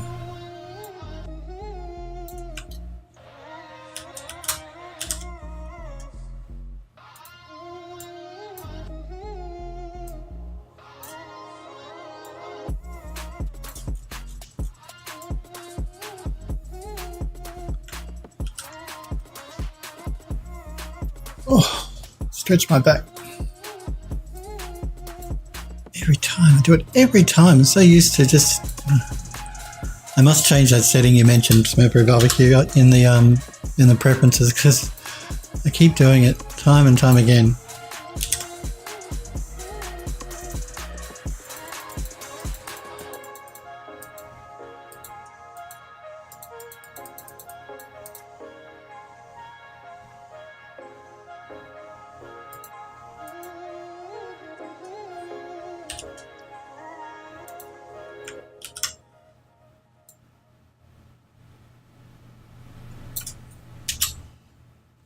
Let's level it up so it's a little bit better of a match.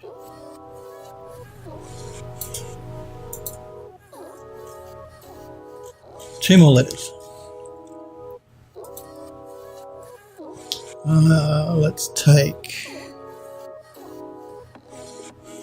Let's take this one here.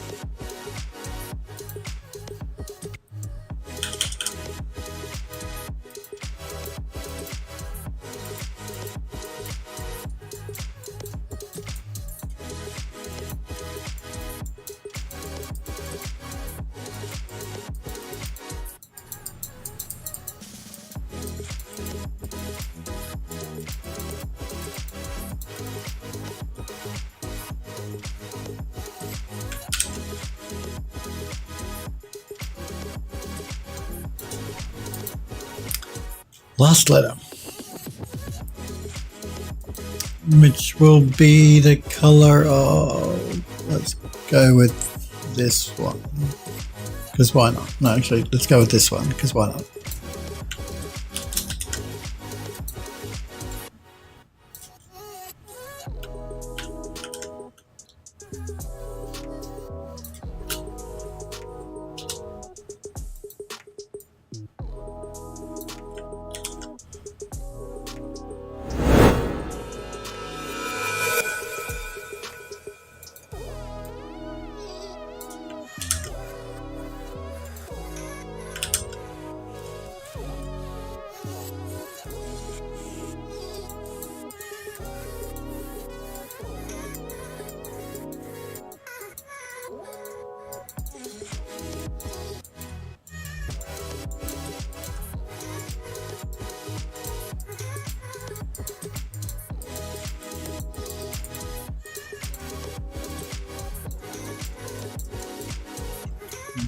Level that one up.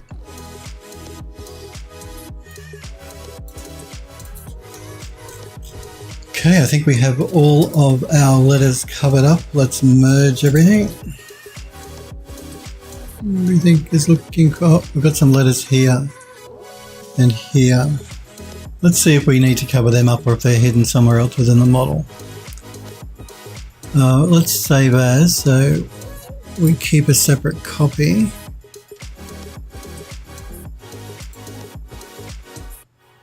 Slide UV, I'm going to call this one REV for revision 1.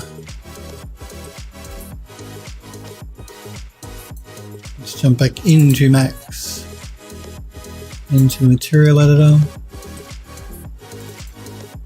and let's replace this texture with the new one.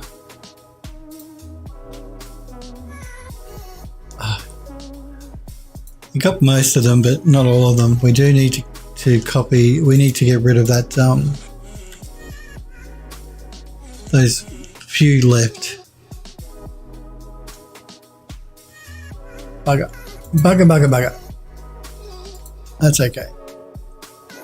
We should probably do these a little bit more quickly because they don't look like they're mostly in the middle. So what I can do is I can make a selection. Let's make a selection here.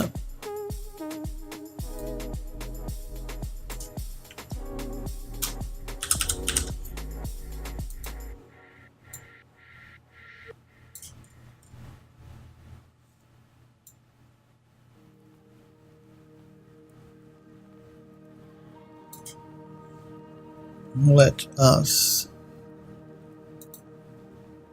erase parts of it.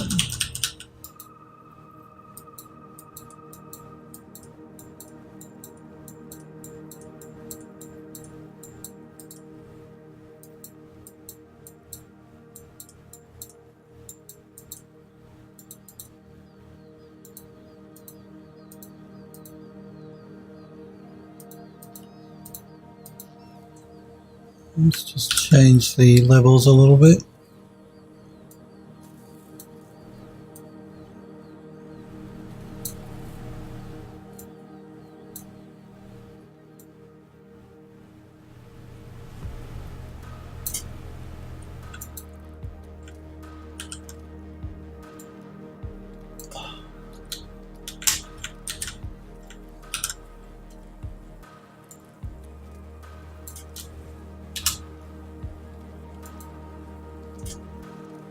What I'm going to do is I'm going to make a selection here. And then we can cut it there.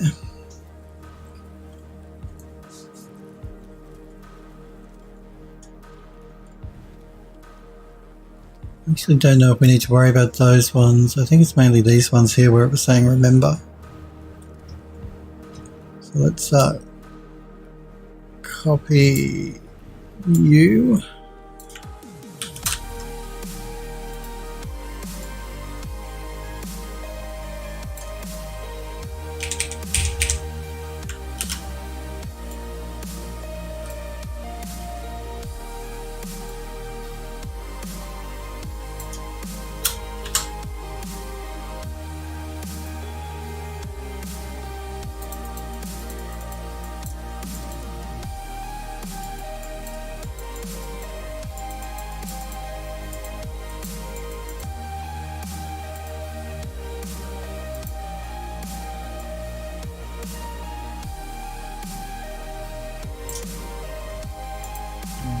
Cut you and level you.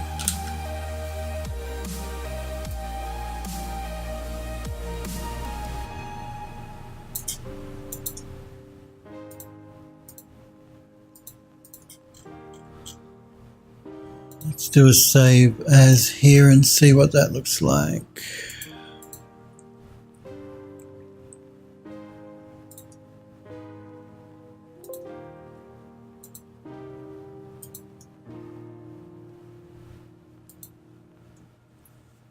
You must settle, Sniper Echo. No problem. Thanks for being here, buddy. I'll see you again hopefully on Monday next week when I'm live next.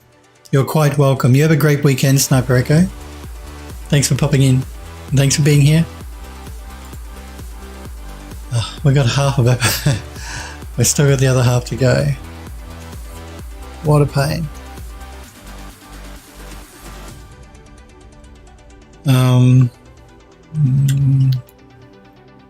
This is going to be a tricky one to match up to because of the color.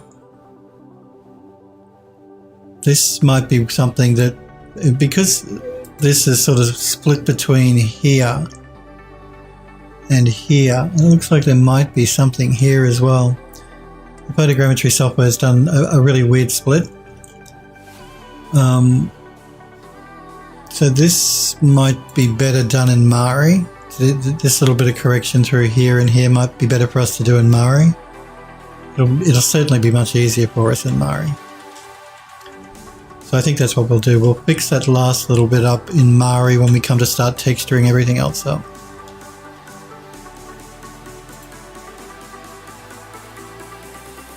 I'm still not sold on the top of this column thingy yet. Not completely sold on it. We may make some changes. I may remove the urn. I may put something else up there. I may add something else up there. It just needs something. The top of this needs something else. But I think we can look at that next week when I'm back. I think we might leave it there though for today, guys and girls. I do want to thank you all though very much for hanging out with me and for watching and putting up with source quality because Twitch wouldn't let me have my transcoding. Thank you very much for hanging out and for watching. I'll be back again on Monday next week and we'll pick up where we left off and we'll look at what we can do with this thingy. See you later, Smurfberry Barbecue. Again, thanks guys and girls for watching and you have a great weekend. Hopefully I'll see you guys and girls on Monday next week. See ya.